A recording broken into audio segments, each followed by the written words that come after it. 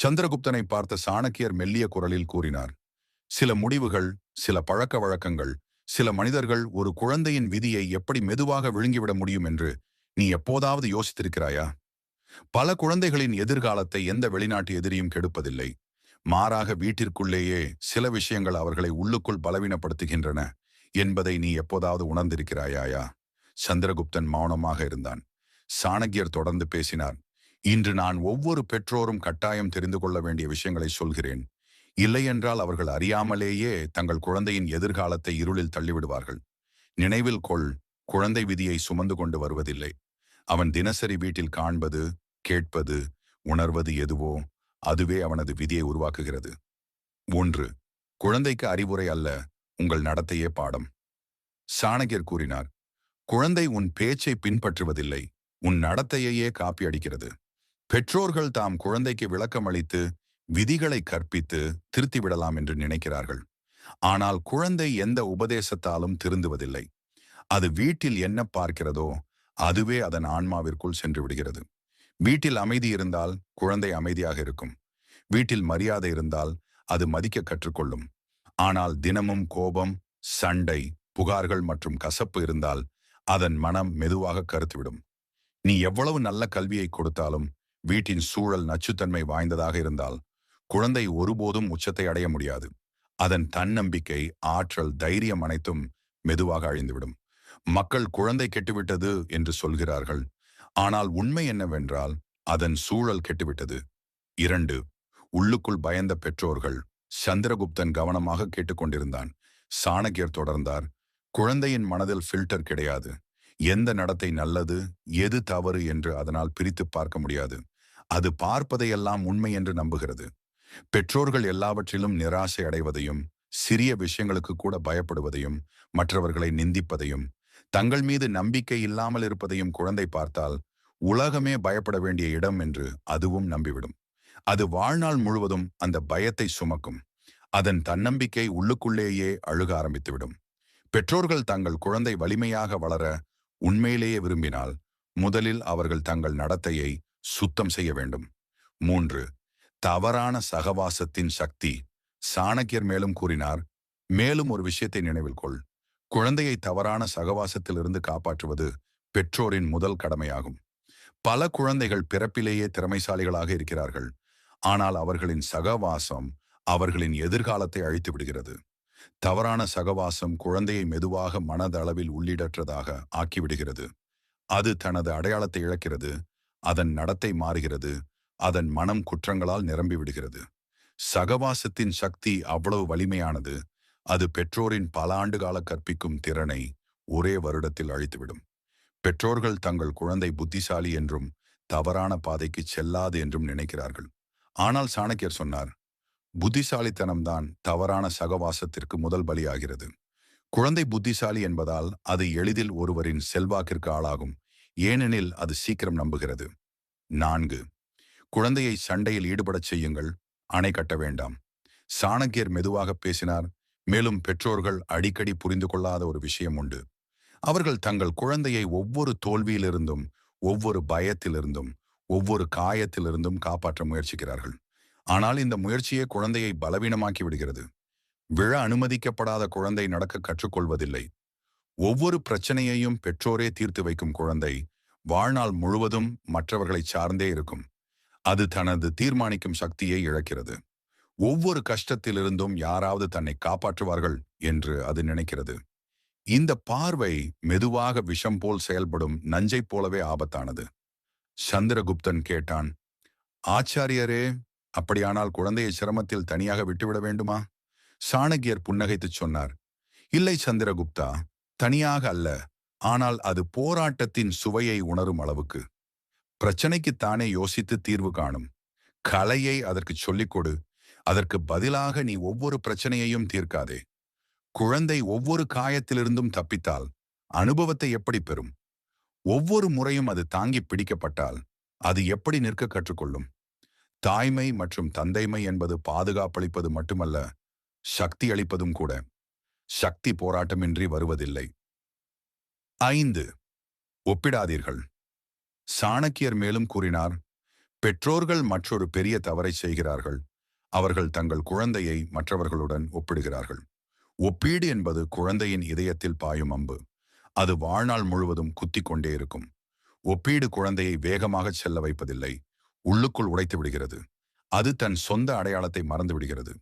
வேறொருவர் அதைவிட சிறந்தவர் என்று அது மீண்டும் மீண்டும் சொல்லப்படும் போது தான் போதுமானவன் அல்ல என்ற உணர்வு அதற்குள் நிலைத்து விடுகிறது. மெதுவாக அதன் தன்னம்பிக்கை தொலைந்து போகிறது. ஒப்பீடு பொறாமையை உருவாக்குகிறது. பொறாமை உறவுகளை எரித்து விடுகிறது.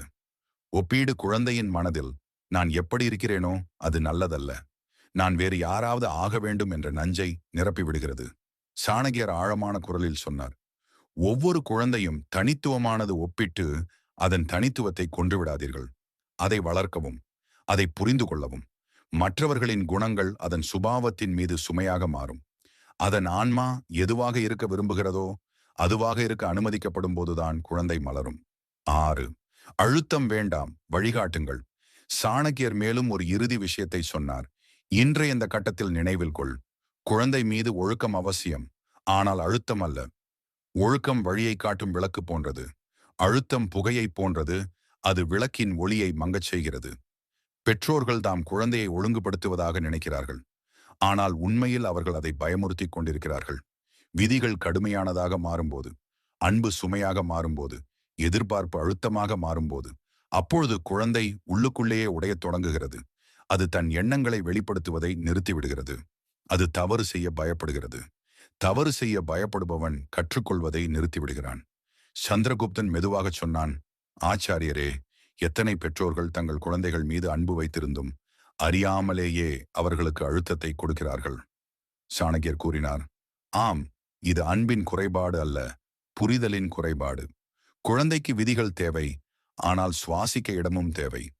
ஒழுக்கம் தேவை, ஆனால் கருணையும் தேவை. கண்டிப்பு தேவை, ஆனால் புரிதலும் தேவை. பெற்றோர்கள் குழந்தைக்கு திசையை காட்டினால் அது வலிமையடையும். ஆனால் அவர்கள் அதை கட்டினால் அது உடைந்துவிடும். சாணக்கியர் முடிவில் சொன்னார், சந்திரகுப்தா, நினைவில் கொள், குழந்தை நீ உன் விருப்பப்படி வடிவமைக்க ஒரு மண் பொம்மை அல்ல. அது ஒரு மனம், ஒரு ஆன்மா, ஒரு எதிர்காலம். அதை கொல்லாதே, அதை கத்தரிக்காதே, அதை திட்டாதே, அதை பயமுறுத்தாதே. அதை புரிந்து கொள், அதை பாதுகாப்பாய் வழிநடத்து, அதை விழிப்புணர்வுடையதாக ஆக்கு. 7. குழந்தைக்கு செவி கொடுங்கள். இறுதி சூத்திரங்களை நான் இப்போது உனக்கு சொல்கிறேன். ஒவ்வொரு பெற்றோரும் இதை கட்டாயம் தெரிந்து கொள்ள வேண்டும். இல்லையென்றால் அவர்கள் குழந்தை திசையை இழந்து, ஆன்மாவை இழந்து, சில சமயம் தன்னையே இழந்துவிடும். சாணக்கியர் சொன்னார், ஒரு விஷயத்தை எப்போதும் நினைவில் கொள், குழந்தை எதை அதிகம் விரும்புகிறதோ அது தன் பேச்சு கேட்கப்படுகிறது என்ற உணர்வுதான். உலகம் அதை கேட்கிறதா இல்லையா என்பது அவ்வளவு பெரிய வித்தியாசத்தை ஏற்படுத்தாது. ஆனால் பெற்றோர்கள் அதை புறக்கணித்தால் அது அதன் மனதை உள்ளுக்குள் கிழித்து விடுகிறது. குழந்தை ஏதோ ஒன்று சொல்லும்போது பெற்றோர்கள் அதை புறக்கணித்து விட்டாலோ அல்லது உன் பேச்செல்லாம் பயனற்றது என்று ஒதுக்கிவிட்டாலோ குழந்தை பேசுவதையே நிறுத்திவிடுகிறது. அது தன் சொந்த எண்ணங்கள் மீது சந்தேகம் கொள்ளத் தொடங்குகிறது. சாணக்கியர் மேலும் சொன்னார், பெற்றோர்கள் குழந்தையின் பேச்சை கேட்காவிட்டால் குழந்தை அதற்கு செவி கொடுக்கப்படும் இடத்திற்கு செல்லும். பெரும்பாலும் அந்த இடமே அதற்கு விஷமாக மாறிவிடுகிறது. எப்போது குழந்தைகள் தவறானவர்களின் செல்வாக்கிற்கு ஆளாகிறார்கள், எப்போது தவறான விஷயங்கள் சரியாக தோன்றத் தொடங்குகின்றன, இது முதலில் பெற்றோர்கள் கேட்பதை நிறுத்தும் போதுதான் நடக்கிறது. வீட்டில் அமைதியாக இருக்கும் குழந்தை வெளியே எங்கேயும் தொலைந்து போகலாம். பெற்றோர் அமைதியான குழந்தை கீழ்ப்படிதல் உடையது என்று நினைக்கிறார்கள். ஆனால் உண்மை என்னவென்றால், அமைதியான குழந்தை பெரும்பாலும் துயரமாகவும் தனிமையாகவும் உடைந்தும் இருக்கும். அதன் அமைதி எந்த நேரத்திலும் உடையலாம். அது உடையும் போது பெற்றோர்கள், நமது குழந்தைக்கு எப்படி இப்படி நடந்தது என்று கேட்கிறார்கள். ஆனால் இந்த மாதிரி மாறுவதற்கான விதை அவர்கள் முதல் முறை அதை புறக்கணித்த அன்றே விதைக்கப்பட்டது என்பதை அவர்கள் பார்ப்பதில்லை. 8. நல்ல பழக்கங்களே விதி. சாணக்கியர் சொன்னார், குழந்தையின் அமைதியை லேசாக எடுத்துக்கொள்ளாதீர்கள். இந்த அமைதி பெரும்பாலும் புயல் வருவதற்கான அறிகுறியாகும். குழந்தை பேசுவதை நிறுத்தினாலும் அதன் உள்ளே உணர்வுகள் எரிந்து கொண்டே இருக்கும். அந்த உணர்வுகள் அதை சிறந்ததாக்கலாம் அல்லது உள்ளுக்குள்ளே எரிக்கலாம். பெற்றோரின் வேலை வெறும் ஆணையிடுவது அல்ல, கேட்பது, புரிந்து கொள்வது, குழந்தையின் உள்ளே என்ன நடக்கிறது என்பதை அறிவதுதான். குழந்தை தன் பயம், தன் தோல்வி, தன் தவறுகள், தன் குழப்பங்களை பற்றி பயமின்றி பெற்றோரிடம் சொல்ல முடிந்தால் மட்டுமே அது பாதுகாப்பானது. சாணக்கியர் மேலும் சொன்னார், இப்போது கேள்.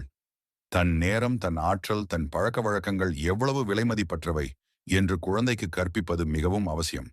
பெரும்பாலான குழந்தைகள் கெட்டுப்போவது தங்கள் நேரத்தின் மதிப்பை அறியாததால் தான். அவர்கள் பல மணி நேரங்களை பயனற்ற பேச்சுகளிலும், பயனற்ற விஷயங்களிலும், பயனற்ற பழக்கங்களிலும் வீணாக்குகிறார்கள். பழக்க வழக்கங்கள் மீது கவனம் செலுத்த வேண்டும்.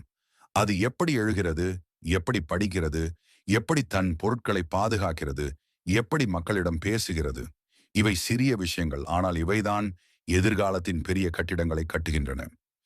பழக்கங்கள் வரம்பற்றதாகவும், அசுத்தமானதாகவும், சமநிலையற்றதாகவும் இருந்தால், அது எவ்வளவு புத்திசாலியாக இருந்தாலும் வாழ்க்கையில் போராடும்.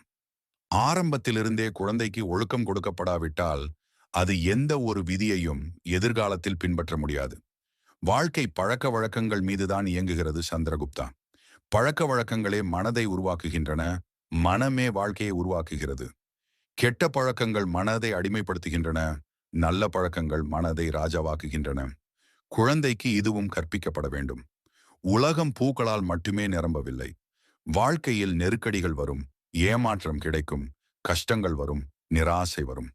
பெற்றோர்கள் குழந்தையை ஒவ்வொரு அடியிலிருந்தும் காப்பாற்றிக் கொண்டே இருந்தால், குழந்தை உண்மையான உலகில் ஒரு அடி கூட எடுத்து வைக்க முடியாது. இன்று பெற்றோர்கள் குழந்தைகளுக்கு உலகத்தை விட அதிக பாதுகாப்பை அளிக்கிறார்கள். ஆனால் இந்த பாதுகாப்பை அவர்களை பலவீனமாக்குகிறது.